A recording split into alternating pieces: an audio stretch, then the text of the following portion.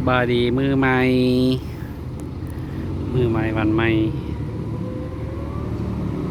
มื้อนี้ฝนอากาศเศร้าฝนตกแห้งเราหยุดได้3 มื้อแล้วมื้อนี้ฝนอากาศเศร้าเนาะเริ่มมาเจาะเฮ็ดเวียกนี่กำลังยกเหล็กขึ้นเนาะมื้อนี้เจาะได้3 เสา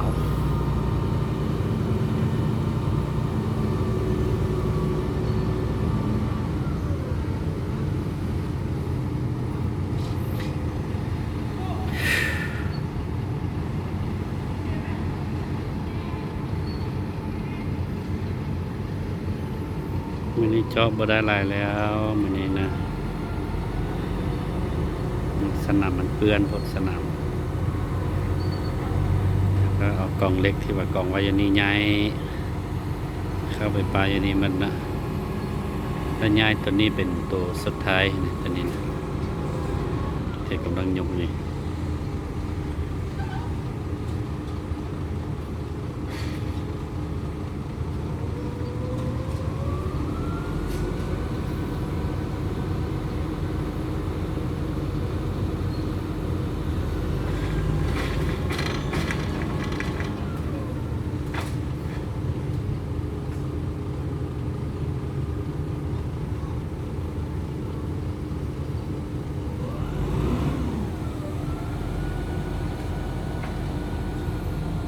เนาะกันเห็นว่าเห็นเวียกนี่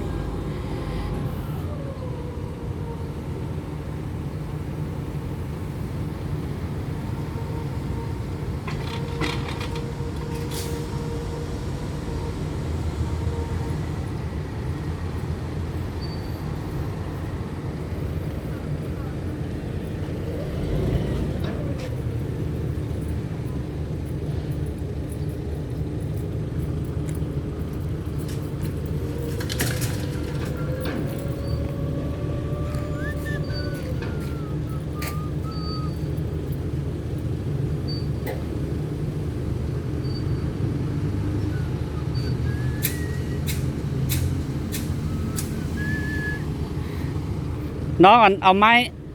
ม้สั้นๆไปห้องใส่ให้มันบ่ต้องมันไหมห้องใส่ลุง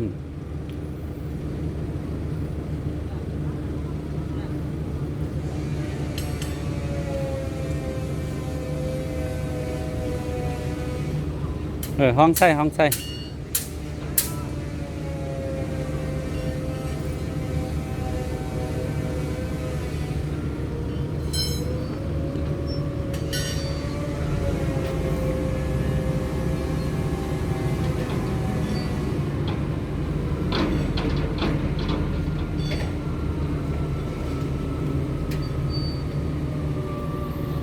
โอเค